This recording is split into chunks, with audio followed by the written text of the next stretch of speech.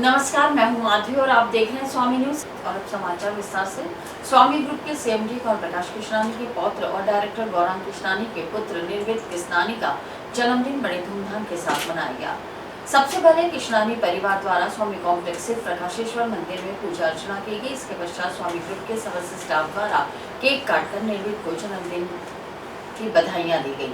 इस मौके पर उपस्थित सभी लोगों ने निर्वित को आशीर्वाद भी दिया। स्वामी ग्रुप के सीएमडी कमल प्रकाश कृष्णानी के पौत्र और डायरेक्टर गौरांग कृष्णानी के पुत्र निर्वित कृष्णानी का जन्मदिन बड़े ही धूमधाम के साथ मनाया गया। आज प्रातःकाल कृष्णानी परिवार द्वारा स्वामी कॉम्प्लेक्स स्थित प्रकाशेश्वर मंदिर में विधि विधान और मंत्रोच्चार के साथ भगवान शिव की पूजा अर्चना की गई। उन्हें पंडित द्वारका प्रसाद द्वारा पूजा अर्चना कराई गई। इसके पश्चात भगवान की महाआरती कर पूरे परिवार और निर्वित ने भगवान का आशीर्वाद प्राप्त किया। इसके पश्चात स्वामी ग्रुप के समस्त स्टाफ और स्वामी कॉम्प्लेक्स के दुकानदारों द्वारा निर्वित कृष्णानी का जन्मदिन केक काटकर बड़े ही हर्षोल्लास के साथ मनाया गया। इस अवसर पर उपस्थित समस्त स्टाफ, शुभचिंतकों और कृष्णानी परिवार द्वारा निर्वित को भरपूर आशीर्वाद दिया गया।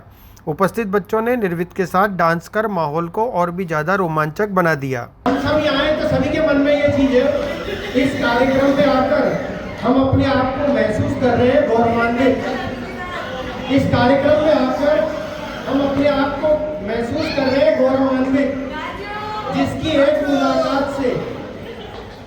मुलाकात से सजीव हो जाते हैं सभी निर्जीव, यानी लोगों में जान आ जाती है जब बच्चे के दर्शन हो जाते हैं। जिसकी एक मुलाकात से सजीव हो जाते हैं सभी निर्जीव, अपनी स्टाइल से जिसने सबको कर रखा है भ्रमित, अपनी स्टाइल से जिसने सबको कर रखा है भ्रमित। जन्मदिन की बहुत बहुत शुभकामना हमारे प्यारे निर्वित। आज विश्व जनसंख्या दिवस के अवसर पर देश में कठोर जनसंख्या नियंत्रण कानून बनाने की मांग को लेकर जनसंख्या समाधान फाउंडेशन के कार्यकर्ताओं पदाधिकारियों ने अतिरिक्त जिला कलेक्टर महोदय अजमेर को प्रधानमंत्री के नाम ज्ञापन सौंपा। आज विश्व जनसंख्या दिवस के अवसर पर देश में कठोर जनसंख्या नियंत्रण कानून बनाने की मांग को लेकर जनसंख्या समाधान फाउंडेशन के कार्यकर्ता पदाधिकारियों ने अतिरिक्त जिला कलेक्टर महोदय अजमेर को प्रधानमंत्री के नाम ज्ञापन सौंपा। जिला संरक्षक सुरेंद्र शेखावत ने बताया कि देश की आबादी 145 करोड़ से अधिक हो चुकी है, जबकि हमारे संसाधन सीमित हैं। असंतुलित सामाजिक जनसंख्या भारत को विकसित राष्ट्र बनाने में बड़ा रोड़ा है। बढ़ती आबादी के कारण देश में गृह युद्ध की स्थिति बन रही है। हम जनसंख्या नियंत्रण का कानून बनाने की बात करने के लिए आज पुनः अतिरिक्त जिला मजिस्ट्रेट साहब के पास यहाँ पर आए हैं और उन्होंने मांग करी है कि जिस तरह से हिंदुस्तान में जनसंख्या का जो उतार चढ़ाव है, एक तरफ तो ज़्यादा है, एक तरफ कम है, और लाभ जिनको मिलता है, कम वालों को जो लाभ मिलता है, ज़्यादा वालों को भी लाभ मिलता है।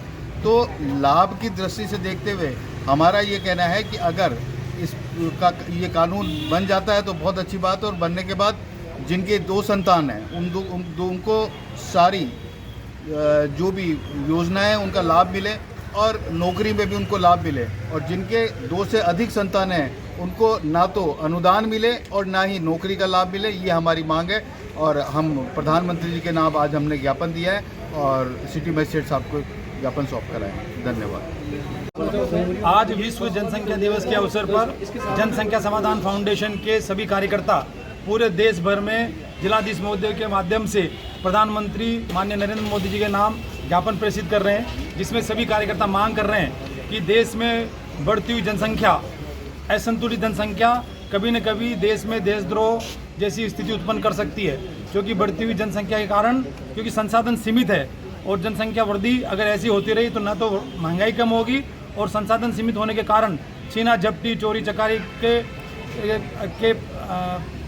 मामले भी सामने आएंगे। इसलिए मांग कर रहे हैं कि जो असंतुलित जनसंख्या है उसको नियंत्रित करने के लिए प्रधानमंत्री माननीय नरेंद्र मोदी जी जनसंख्या नियंत्रण कानून बनाएं, और जब ये इसकी अधिसूचना जारी हो जाए इसके बाद ये तय हो जाए कि यदि हमारे 2 तो सभी के 2 हों, अगर इसके बावजूद भी अगर किसी के बच्चों की संख्या वृद्धि होती है तो उनको मिलने वाली सरकारी सहायता पर रोक लगे और उन ऐसे व्यक्तियों के प्रमोशन में, नौकरी में अवरोध लगे। तो हम ये मांग करने के लिए आज सभी कार्यकर्ता अतिरिक्त जिला कलेक्टर महोदय के यहाँ उपस्थित हुए हैं। राजस्थान सरकार द्वारा बजट में खाटू श्याम मंदिर के विकास के लिए 100 करोड़ रुपए सरकार की तरफ से मुहैया कराए जाने की घोषणा के बाद श्याम प्रेमियों में भारी खुशी देखी गई। इस पर शाम प्रेमियों द्वारा राजस्थान सरकार का आभार प्रकट किया गया। राजस्थान में नवनिर्वाचित भजनलाल सरकार ने अपना पहला पूर्ण बजट पेश कर दिया है। इस दौरान राज्य के विकास व पर्यटन को बढ़ावा देने पर जोर दिया गया। राजस्थान की वित्त मंत्री दिया कुमारी ने पर्यटन के लिहाज से कई बड़े ऐलान किए। इसके तहत राजस्थान के 30 पर्यटन स्थलों पर 200 करोड़ रुपए खर्च किए जाएंगे। इस बजट में सबसे महत्वपूर्ण ऐलान था वो था खाटू श्याम जी मंदिर को लेकर। वित्त मंत्री दिया कुमारी ने ऐलान किया कि खाटू श्याम जी के विकास के लिए 100 करोड़ रुपए सरकार की तरफ से मुहैया कराया जाएगा। इसके अलावा उन्होंने घोषणा की कि काशी विश्वनाथ के तर्ज पर खाटू श्याम कॉरिडोर भी तैयार किया जाएगा। देखिए, मैं आज राजस्थान सरकार ने खाटू श्याम जी के आज कॉरिडोर बनाने की जो 100 करोड़ रुपए की लागत से निर्माण की घोषणा की है, हिंदुस्तान के हर श्याम प्रेमी के मन में अपार खुशी है। और आज 100 करोड़ रुपए लगने के बाद पूरी खाटू नगरी का एक नया प्रारूप सामने आएगा और जो लाखों श्रद्धालु आज बाबा के मेले में आ रहे हैं, जिन्हें किसी भी तरीके से असुविधा होती है, तकलीफ होती है, उसका निवारण होगा। श्रद्धालु बहुत आनंद से वह खाटू श्याम जी के अंदर एक नए प्रारूप में बाबा का दर्शन करेंगे। और मैं इसके लिए राज्य सरकार का हमारी जो 100 करोड़ की घोषणा की है, बहुत दिल से और देश के तमाम श्याम प्रेमियों की तरफ से उनका आभार व्यक्त करता हूँ, उनको धन्यवाद देता हूँ कि जिन्होंने राजस्थान सरकार के अंदर राजस्थान के सीकर जिले के खाटू श्याम जी के कॉरिडोर की घोषणा की है। बहुत बहुत स्वागत योग्य है। देखिए, ये श्याम भक्तों के लिए आज बहुत ही खुशी की बात है कि खाटू नरेश के अंदर आज राजस्थान सरकार के हमारे आदरणीय मुख्यमंत्री जी श्री भजनलाल जी शर्मा द्वारा 100 करोड़ रुपए आज जो खाटू नरेश के यहाँ पर बाबा श्याम के मंदिर में दिए गए हैं। निश्चित रूप से काशी के तर्ज पर यह कॉरिडोर का निर्माण होगा। लाखों की संख्या में जो भक्तगण यहाँ पर आते हैं, 11 के अलावा 11 को तो आते ही हैं, 11 के अलावा भी जो भी भक्तगण आते हैं, मेरा मानना हालांकि देखिए दुविधा किस प्रकार की कुछ भी नहीं होती है, अदर सुविधा उनको और मिल रही है। दर्शन फटाफट हो सके, ठाकुर जी के रहने की सुविधा पर्याप्त है, उनको किस प्रकार से कोई प्रॉब्लम नहीं हो। क्योंकि आज के टाइम में बच्चा, युवा, महिलाएं, पुरुष, जेंट्स जिन्हें देखो वह बाबा श्याम खाटू नरेश के इतने दीवाने हैं। और हम सभी श्याम भक्त, मैं सभी राजस्थान के श्याम भक्तों की तरफ से, सभी श्याम प्रेम मंडलों की तरफ से हमारे आदरणीय मुख्यमंत्री जी का तहे दिल से, दिल के अंतिम छोर से धन्यवाद देना चाहूँगा कि इन्होंने आज बाबा श्याम के यहाँ पर 100 करोड़ रुपये देकर और बहुत अच्छा कार्य करा। श्याम सेवा कल्याण संघ अध्यक्ष राकेश जी। मानसून को देखते हुए नगर निगम महापौर ब्रिजलता हाड़ा ने आज शहर के नालों का निरीक्षण कर स्थिति का जायजा लिया। मौके पर उन्होंने सर्किल इंस्पेक्टर को दिशा निर्देश भी दिए कि लगातार नालों की सफाई होनी चाहिए। हाड़ा ने कहा कि नाले प्रतिदिन साफ कराए जा रहे हैं, लेकिन उसके बावजूद भी लोग इसमें कचरा डाल देते हैं। उन्होंने कहा दुकानदारों द्वारा कचरा डाला जा रहा है तो उनका चालान भी किया जाएगा। साथ ही उन्होंने आमजन से अपील की कि नालों में कचरा न डालें। कि बारिश को देखते हुए आज मैंने दोनों ही उत्तर और दक्षिण पूरे शहर देख लीजिए, मैंने दौरा किया है नालों का। मेन तो एस्केप चैनल देखा जिसमें से बारिश का पानी निकलता है, तो सफाई तो करते हैं, लेकिन पब्लिक को मैं ये आम जन को कहना चाहूँगी कि आप भी हमारे साथ थोड़ा सहयोग दें। मैं बार बार यही चीज़ कह रही हूँ कि हम सफाई करें, लेकिन फिर वही कचरे की स्थिति, प्लास्टिक की थैलियाँ, इतनी चीज़ें। अभी जगह जगह देखा कि मैडम 2 महीने पहले सफाई भी रोज़ करवाते भी, उसके बाद भी ये स्थिति है। तो आम जन को ये कहूँगी कि भाई आप हमारा जो है शहर की सफाई और नालों की सफाई में थोड़ा सहयोग करें। जब ऑटो ट्रिपर आपके यहाँ आता तो कचरा उसमें डालें ना, नाले में या बाहर क्यों पटकते हैं आप नाले। तो ये नाले अभी देखे मैंने और जो इनको निर्देश भी दिए हैं कि आप फिर भी रोज़ डेली साफ़ करो। जो मेन एस्केप चैनल या मेन नाले हैं जो शहर के, जिनमें से बारिश का पानी निकलता है, तो उनको आप डेली देखें, डेली ही कचरा निकालें, डेली ही सफाई करें। इन सबको यही जो सर्किल इंस्पेक्टर इनको निर्देश दिए मैंने। किस तरह के हालात हो जाते हैं मैडम बारिश के अंदर नालों में? बारिश में तो ये हालात तो क्या है, लेकिन अगर नाले साफ़ रहेंगे तो जो शहर में पानी भरता है तो वो तेज़ी से निकलेगा। अगर नाले ही साफ़ नहीं रहेंगे तो वो पानी फिर रुकता है जगह जगह।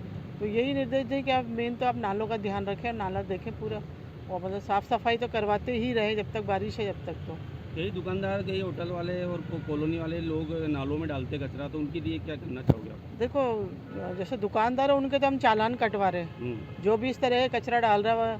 और कॉलोनी वालों को तो मैं यही कह रही हूँ कि भाई ऑटो ट्रिपर आपके यहाँ आते हैं तो कचरा उसमें डालो ना, आप बाहर क्यों पटकते हो, या नाली है आपके पास या नाला है तो उसमें क्यों डालते निकल के। तो आप जब हमारा सहयोग नहीं करेंगे तो हम कैसे शहर को साफ रख पाएंगे। आपका ही सहयोग हमारे लिए बहुत ज़रूरी है। अगर नहीं मानते तो मैडम कार्रवाई होगी उनके खिलाफ? नहीं मानेंगे तो फिर तो कार्रवाई करेंगे। हम जब इतना पैसा खर्च कर रहे हैं नालों की सफाई में, नालियों की सफाई में, वार्डों की सफाई में। तो फिर आप लोग हमारा सहयोग दो ना। आप ये देखिए ना हम कितना पैसा खर्च कर रहे हैं और फिर स्थिति वहीं की वहीं आ जाती है। तो ऐसा कोई मतलब नहीं है साफ़ सफाई का फिर, अगर आप हमारा सहयोग नहीं देते हैं तो सभी को मैं ये अपील करूँगी कि आप भी सहयोग दें। कचरा ऑटो टिपर में डालें, बाहर ना फेंकें, और ना ही आपके पास अगर कोई नाला या नाली तो उसमें डालें।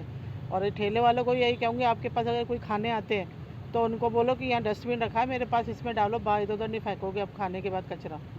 तो यही सबसे कहना चाहूँगी, यही अपील करूँगी कि आप सहयोग करें, तभी शहर साफ़ होगा, नाले साफ़ रहेंगे। नहीं तो हम कितनी भी सफाई कर ले स्थिति वहीं रहेगी। तीर्थनगरी पुष्कर के मुख्य बाजार में हो रखे अस्थायी अतिक्रमण को हटाने के लिए नगर पालिका एवं पुलिस प्रशासन द्वारा 2 दिन बाद संयुक्त रूप से अभियान चलाया जाएगा। इसके चलते मंगलवार को पालिका कर्मियों एवं पुलिस प्रशासन ने मुख्य बाजारों में दुकानदारों द्वारा किए गए अतिक्रमण को हटाया। साथ ही चेतावनी देते हुए कहा कि दुकानदार स्वयं अपने स्तर पर ही अतिक्रमण हटाए, अन्यथा 2 दिन बाद अतिक्रमियों के सामान को जब्त करने की कार्रवाई की जाएगी। आम जनों से क्या शिकायतें आ रही थी, मार्केट में क्या लोगों ने अस्थायी अतिक्रमण करके दुकान के काफ़ी बाहर तक सामान रख रखा है। तो आगामी सावन और भादवा मेले में भीड़ को देखते हुए अस्थायी जो अतिक्रमण कर रखा है उसको हटाया जा रहा है। ये कब तक चलेगा अभियान? ये हम लगातार अभियान चालू रखेंगे। आपका नाम? सब आम जन से अपील भी की जा रही है कि अपना सामान अंदर ही रखें। आपका नाम और पद? लोकेंद्र सिंह। जन अभियोग निराकरण विभाग एवं अजमेर जिला कलेक्टर के आदेशानुसार आज पुष्कर के उपखंड कार्यालय में एसडीओ निखिल कुमार पोद्दार की अध्यक्षता में मासिक उपखंड स्तरीय जन सुनवाई का आयोजन किया गया। एसओडी पोद्दार ने बताया कि उच्च स्तरीय आदेशों की पालना में जुलाई माह के द्वितीय गुरुवार को आज उपखंड कार्यालय में उपखंड स्तरीय जन सुनवाई आयोजित की गयी। राज्य सरकार की मंशा अनुसार परिवादों के निस्तारण के लिए आज जन सुनवाई का ब्लॉक स्तरीय आयोजन और ब्लॉक स्तरीय अधिकारियों के साथ मीटिंग का आयोजन किया जा रहा है। उसमें कुछ नामकरण दुरुस्ती के परिवाद और कुछ जैसे पुष्कर कॉरिडोर के संबंध में कुछ लोगों को संशय है तो उसके संबंधित परिवार और कुछ नामांतरण संबंधी परिवार प्राप्त हुए हैं जिनका निस्तारण किया जा रहा है मुख्य करीब। और उसके अलावा आगे आने वाले समय में बारिश की संभावनाओं को देखते हुए नगर पालिका पुष्कर एरिया में जो वाटर लॉगिंग की समस्या है उनके संबंध में चर्चा की गई और उसके लिए पूर्व तैयारियों को अंजाम देने के संबंधित कार्य योजना बनाएगी। उसके अलावा जैसे भी श्रावण का महीना आगे शुरू होने वाला है, जिस समय आपको सबको विदित है कि पुष्कर में बहुत अधिक श्रद्धालुओं की आवक होती है, तो उसको देखते हुए पुष्कर सरोवर के ऊपर फिसलन को साफ करने, लाल झंडियाँ लगाना, जो रस्से बंधते हैं उनको बनवाना, पब्लिक एड्रेस सिस्टम लगवाना, गोताखोरों की व्यवस्था करना, इन सब की व्यवस्थाओं के संबंध में चर्चा की और निर्देश दिए गए ताकि श्रावण के महीने में श्रद्धालुओं को सुविधाएं मिल सके और उन्हें कोई अप्रिय घटना घटित नहीं। तो इन्हीं संबंध में जो सभी लोक स्तरीय अधिकारियों के साथ चर्चा चल रही है। पुष्कर सरोवर का जो डूब क्षेत्र का एरिया है वहाँ तक पानी, जब बारिश का समय होता है तो पानी वहाँ तक जाता है। तो आइडियली वो एरिया खाली रहना चाहिए, लेकिन कुछ निर्माण वगैरह उसमें हुए हैं। तो जैसे ही बारिश का समय होता है तो हम अभी उनको चिन्हित भी कर रहे हैं ताकि उन पर कार्रवाई करके उनको हटाया जा सके। उसके अलावा लेकिन वर्तमान स्थिति में ये करते हैं कि जैसे ही बारिश आने वाली होती है तो हम उनको चिन्हित करके उनको पहले ही खाली करवाना शुरू कर देते हैं। तो जैसे अगर ऐसा माहौल बनता है कि बारिश ज़्यादा हो रही है और पानी इकट्ठा होगा तो उनको जो भी घर या होटल जो भी बने उनको सबको खाली करवाया जाएगा। और इसके लिए हमारी सिविल डिफेंस की टीम और SDRF की टीम सक्रिय रहती है। तो अगर ऐसी कोई समस्या वाटर लॉगिंग की होती है तो हम उनको निश्चित त्वरित रूप से खाली करवाते हैं ताकि कोई अप्रिय घटना घटे।